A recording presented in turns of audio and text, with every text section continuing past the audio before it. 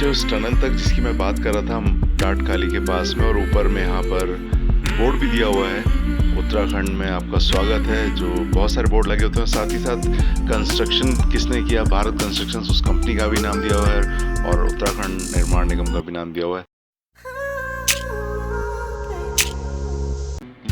तो अभी हम लोग उत्तराखंड में तो आ ही चुके हैं, लेकिन देहरादून से दूर हैं, करीब 20 से 25 किलोमीटर की दूरी। और ये देखिए बाईं तरफ नदी बहती हुई, जो कि मौसमी नदी है। पानी इसमें बहुत ज़्यादा आ जाता है, पानी बहता रहता है, खूबसूरत बहुत हो जाता है। पेड़ पौधे सब धुले से लगते हैं, रास्ता साफ सुथरा लगता है। और आजकल जब काफ़ी लंबे समय तक घरों में बंद रहे हैं आप, उसके बाद तो आपको बाहर निकलना और भी अच्छा लगता है। सभी लोग निकल पड़े, देखिए दाहिनी तरफ गाड़ियाँ आती जा रही हैं और हमारे पीछे भी बहुत सी गाड़ियाँ, और बहुत सी गाड़ियाँ हमसे आगे भी निकल गई हमको ओवरटेक करते हुए। क्या नज़ारा है ये पहाड़ी नदी। और जितना ऊपर जाते जाएंगे आप पहाड़ में, ख़ासतौर से उत्तराखंड में, आपको इस तरह की बहुत सी नदियाँ मिलती हैं। और कई बार तो बहुत खूबसूरत होता है। अगर आप श्रीनगर या उससे ऊपर कभी जाएं या गए हों तो सड़क के किनारे नदी चलती है, साइड बाई साइड, मतलब एक तरफ रोड चलती है और एक तरफ नदी चल रही होती है। यही प्रकृति के खूबसूरत से नज़ारे, और हम लोग भी आगे बढ़ ही रहे हैं। तो उत्तराखंड में इस समय हालांकि उतना रश नहीं है जितना कि आमतौर पर हुआ करता था। कारण वही महामारी में आदमी अपने घर में है और लोगों की आर्थिक स्थिति भी बहुत हद तक बिगड़ ही चुकी है। लेकिन शौक भी एक बड़ी चीज़ होती है। एक राहुल सांकृत्यायन जी का एक चैप्टर हुआ करता था, अथातो घुमक्कड़ जिज्ञासा। तो उनका कहना यही था कि जितना आप घूमते हैं उतना ही आपको ज्ञान बढ़ता जाता है। बात सही है। घूमने से बहुत सारी चीज़ें, प्रैक्टिकल चीज़ें तो आपको पता लगती है, आप व्यवहारिक ज़्यादा हो जाते हैं। और ज़्यादा किताबों पे अगर आप फोकस करते हैं तो व्यावहारिक ज्ञान में आप शून्य रह जाते हैं। फिर वही होता है कि बैक बेंचर्स जो होते हैं व्यवहारिक दुनिया में आगे हो जाते हैं, और जो सबसे आगे रहते हैं क्लास में पीछे हो जाते हैं। चलिए, मैंने फिर शायद गलत टॉपिक पकड़ लिया, मुझे वापस यहीं आना चाहिए लाइट मोड में। दोस्तों, जब कभी मैं कहीं भी जाता हूँ मैं ब्लॉग ज़रूर बना देता हूँ, और कुछ 2-4 अच्छे ब्लॉग्स भी बने हुए हैं। अगर आप वीडियोस मेरे खंगालेंगे तो मुंबई के ब्लॉग्स कुछ पड़े हुए हैं, मथुरा वृंदावन के कुछ ब्लॉग्स पड़े हुए हैं, मसूरी का ब्लॉग है, अच्छे बन पड़े हैं, जाके ज़रूर देखिएगा। मड आइलैंड है, मुंबई में 4-5 थे, मड आइलैंड का था या मोनोरेल का था। और बाकी मैं आपसे तो रूबरू होता ही रहता हूँ, और आपसे मैं फिर जानना चाहता हूँ दोस्तों, कुछ सजेशन ज़रूर दिया कीजिए। आप ही लोगों की वजह से तो ये सारे ब्लॉग बनाता हूँ। अभी देखिए ट्रक खड़ा हुआ बिल्कुल बाईं तरफ। इसमें एक अच्छी चीज़ ये लगी मुझे कि पीछे इसने एक हरे पत्ते का वो लगा दिया ताकि दूर से आपको दिखाई दे जाए ट्रक है ये।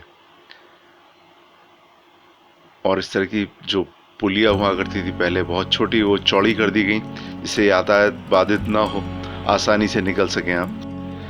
और देहरादून जब आप पहुंचेंगे तो देहरादून में भी बहुत सारी जगह हैं जहां पर आपको ज़रूर जाना चाहिए। ऐसे कुछ जगहों पे भी मैं आपको जाके ज़रूर दिखाऊंगा।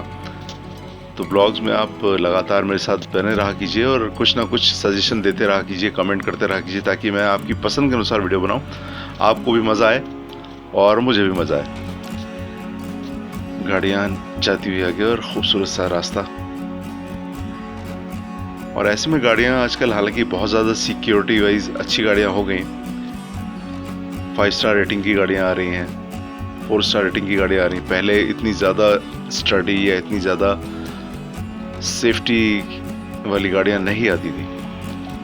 आजकल तो सब कुछ इलेक्ट्रॉनिक हो गया है। गाड़ियों में भी बहुत सारी चीज़ें होती हैं, ब्रेक्स में या एयर बैग्स में या गाड़ी के कंस्ट्रक्शन में, जो भी है। लेकिन संख्या इतनी ज़्यादा बढ़ गई कि उसके बाद भी आपको ध्यान तो रखना ही पड़ता है, खासतौर से जब भी आप पहाड़ों में जाएं। इस बात का ज़रूर ध्यान रखें। अगर आपको मौज मस्ती का दिल कर रहा है, आप चाहते हैं गपशप मारें, मौज मस्ती करें, हो हल्ला करें, कुछ फ़ोटोज़ वगैरह खींचे, वीडियो वगैरह बनवाएं, तो जो व्यक्ति ड्राइविंग कर रहा है उसको तो बिल्कुल सीरियसली ड्राइविंग ही करना चाहिए और कोई भी काम नहीं करना चाहिए। और अगर आपको तब भी मन नहीं मानता तो गाड़ी को साइड में लगा लीजिए जहाँ भी स्पेस आपको मिलती है, उसके बाद ही सारे काम कीजिए। मौज मस्ती, हो हल्ला, गाना बजाना, जो भी है, ताकि बिल्कुल भी सुरक्षित तरीके से आप यात्रा करें सुरक्षित तरीके से, एक टूरिस्ट बन के जाएं और एंजॉय करें लाइफ को, अपनी यात्रा को। चलिए, मैं प्रवचन नहीं देता, वरना आप लोग कहेंगे कि आप प्रवचन बहुत देते हो। और गाड़ियां अब देखिए कुछ संख्या अधिक हो गई और हम लोग आगे पहुंचने ही वाले हैं। ये रास्ता 20-25 किलोमीटर का है, लेकिन आपको सफ़र करने में मज़ा आ जाता है। गाड़ियाँ उतनी फास्ट भी नहीं चलती, लेकिन चारों तरफ हरियाली ही हरियाली और घुमावदार रास्ते, तो बस टर्न नेगोशिएट करने में भी आपको मज़ा आता है। Turns and curves. तो ये पहुंचे हम थोड़ा सा और आगे, और जगह जगह बोर्ड तो लगे ही रहते हैं आजकल। उत्तराखंड में आपका स्वागत, और यहाँ से आप मसूरी जाएंगे या हरिद्वार जाएंगे और कहाँ जा सकते हैं वो भी दिया रहता है। तो काफ़ी इंफॉर्मेटिव भी होते हैं। और ख़ास तौर से एक्सप्रेस वे तो ध्यान ज़रूर देना चाहिए। वहाँ इंस्ट्रक्शंस होते हैं कि आपकी स्पीड ज़्यादा नहीं होनी चाहिए, और आजकल तो कैमरे लगे होते हैं ऑटोमेटिक, वो आपका रजिस्टर कर लेते हैं स्पीड वगैरह। चलिए बात करते हैं। अब यहाँ से एक रास्ता दाहिनी तरफ जा रहा था, जो कि पुरानी टाट काली वाला टनल थी। वहाँ भी एक पुरानी टनल है जो बनी थी, वो बहुत छोटी थी। वहाँ से ये वन वे ही था, उसमें आप एक तरफ जा सकते थे और एक तरफ से आ सकते थे, तो गाड़ियों को रुकना पड़ता था। ये नई टनल बनाई गई करीब 3 साल पहले।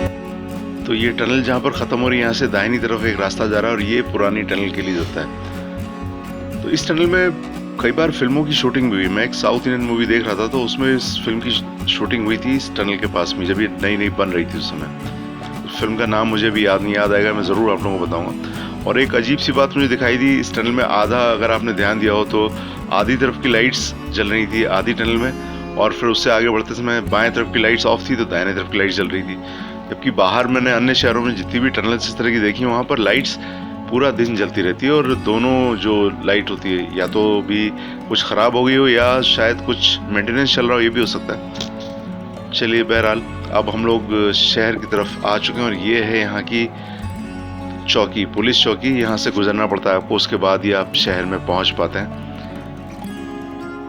और यहाँ पर ऊंचे लंबे पेड़, ये एक खासियत है देहरादून की। यहाँ पे बहुत ऊंचे ऊंचे पेड़, और बाएं तरफ और दाएं तरफ। ये शायद वन विभाग की ज़मीन होगी, और बची रहे तो अच्छा, कब तक बचेगी मुझे खुद नहीं पता, क्योंकि कंस्ट्रक्शंस तो होते चले जा रहे हैं और धीरे धीरे शहर का विस्तार होता चला जा रहा है। अब यही तो खूबी है, लंबे लंबे ऊंचे ऊंचे पेड़, हरी भरी वनस्पति और शांत माहौल, ठंडा मौसम।